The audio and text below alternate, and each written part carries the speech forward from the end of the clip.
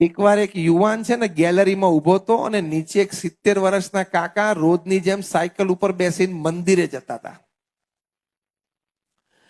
પેલો યુવાન જરા MBA થયેલો હતો, મને બધું આવડે, MBA થયેલો હતો. એટલે એણે પેલા કાકાને પૂછ્યું કે કાકા તમે આમ કેટલા વર્ષથી મંદિરે જાઓ છો? કાકા કે બેટા 50 વર્ષથી જઉં છું નિયમિત, રોજ સવારે મંદિરે દર્શન કરીને પછી દુકાન ખોલું. તો કે કાકા એક પ્રશ્ન પૂછું? કાકા કે પૂછ બેટા. કે તમે 50 વર્ષથી મંદિરે જાઓ છો, કોઈ દિવસ મંદિરની મૂર્તિમાં ભગવાનને જોયા? કાકા કે ના. તો શું તમે ધક્કા ખાવ છો? નાસ્તિક લોકોની આ બધી આર્ગ્યુમેન્ટ હોય છે.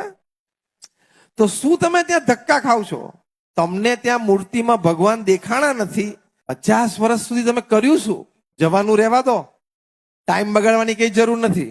70 વર્ષની ઉંમર થઈ, હવે 5-10 જીવવાના છે, શાંતિથી ઘરે આનંદ કરો ને, મંદિરે જવાની કઈ જરૂર નથી. કાકા કે તું નીચે આવ એટલે આપણે વાર્તાલાપ બરોબર કરીએ. ગેલેરીમાં ઉભો ઉભો બોલતો હતો, કાકાએ પછી નીચે બોલાયો અને પછી કાકા એક બહુ સુંદર દ્રષ્ટાંત આપ્યું કે રાત્રે બધો ટ્રાફિક બંધ થઈ જાય ને બધા માણસ ઘરમાં જતા રહે, પછી રોડ ઉપર બધા કૂતરાઓ ભેગા થઈને બસતા હોય, એ અવાજ તે સાંભળ્યો છે? તો કે હા ઘણી વાર, એમાં શિયાળામાં વધારે. તો કે એક કૂતરું ભસે એની પાછળ બીજા બધા ઘણા કૂતરા ભસવા માંડે, તે સાંભળ્યું? તો કે હા, એક કૂતરું દોડતું હોય આમ એક તરફ ભસતું તો બીજા બધા કૂતરાની પાછળ ભેગા જ જાય, આજુબાજુના શેર બધા ભસવા માંડે.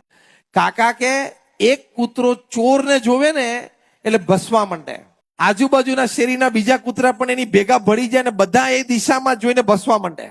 બીજા બધા કૂતરાઓએ ચોરને જોયો નથી, પણ વિશ્વાસ છે કે અમારામાંથી એક જણાએ જોયો છે ને ભસે છે ને, એટલે છે તો ખરો જ. અમારામાંથી એક જણાએ ચોરને જોયો છે અને ભસે છે એટલે ગાંડો તો નથી, એટલે અમારે એને સાથ સહકાર આપવો.